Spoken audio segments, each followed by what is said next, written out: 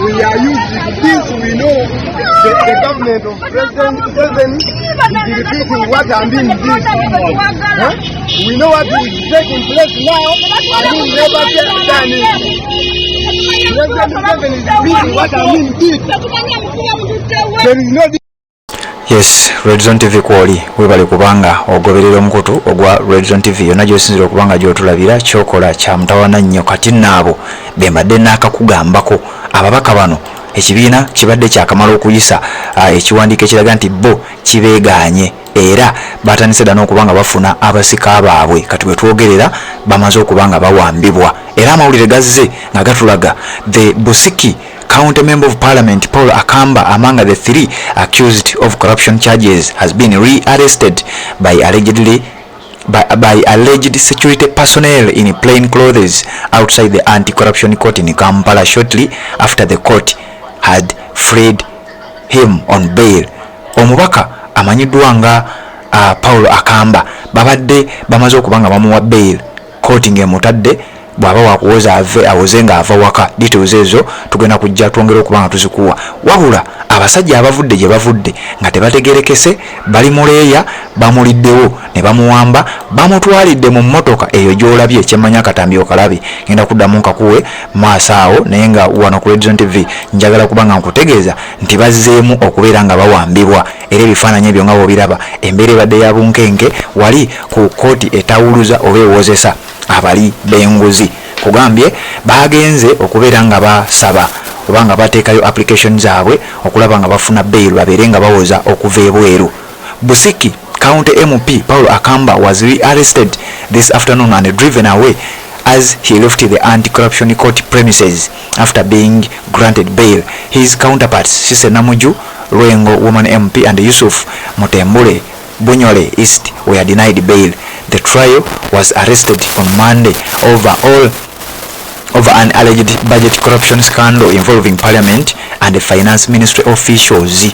Uliriza bali ababiri Sise Namuju babadde babamye already nga tebabakkiriza kubeera nga beeyimirirwa. Namuju yone yasangiddwa n'akawumbi akalamba akasenjeza Uganda mu nnyumba ye ne munne amanyiddwa nga Yusufu Mutembule bo babadde babagambye mwe temulina gye mulaga wabula ate ono amanyiddwa nga Akamba Paul Akamba oyo ali wakati oyo omuwanvu babadde bamutadde kooti ebadde emukkiriza kyovula nga bagambye Paul Akamba was re-arrested this afternoon and driven away as he left the anti-corruption court premises. kooti ebadde muwadde okweyimirirwa ensonga ze tubadde tugenda kujja nazo tubeere nga tuzikunnyonnyola wabula ripooti ziraga nti yoyo abadde awambibwa mu katambi k'enkula ze.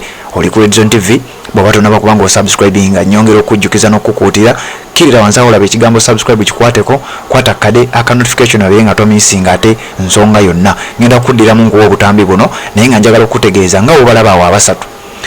Asooka eri ye Cissy Namuju, oyo tebamukkiriza kubeera nga yeeyimirirwa.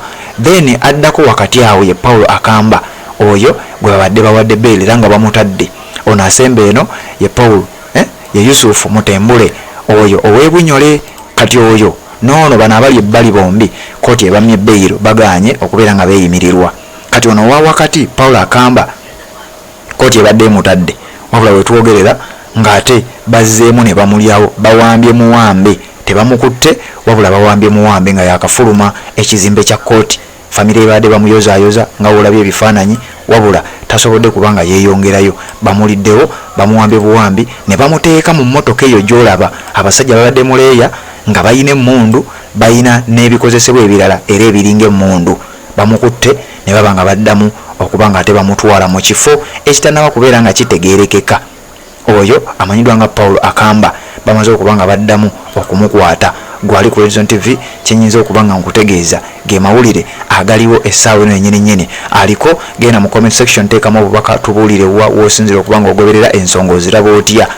Genda olayikinge tuwe ekigalo kubanga gy'okoma okulayikinga information gy'ekoma okubeera ng'etambula. Kankongera obutambi buno nzije tubeere nga ate tukuwa details eza bino.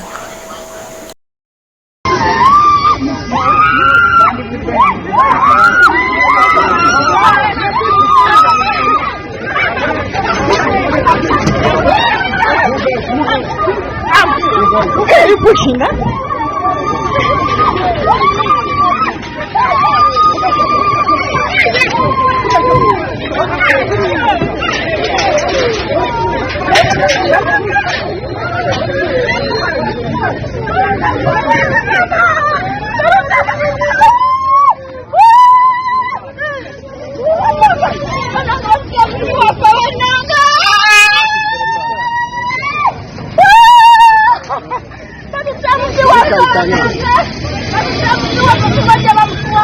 We are used to this. We know the government of President Museveni is repeating what I'm being did. We know what is taking place now. I will never done it. President Museveni is repeating what I mean. The government is what I'm being did. We know what is taking place now. Repeating what I mean.